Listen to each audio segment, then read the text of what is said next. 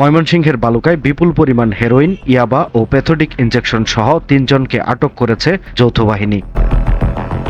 বালুকা model থানার ভারপ্রাপ্ত কর্মকর্তা হুমায়ুন কবির জানান, রোববার রাতে গোপন সংবাদের ভিত্তিতে উপজেলার জামিরদিয়া এলাকায় তেপান্তর হোটেলের সামনে চেকপোস্ট বসায় যৌথ বাহিনী।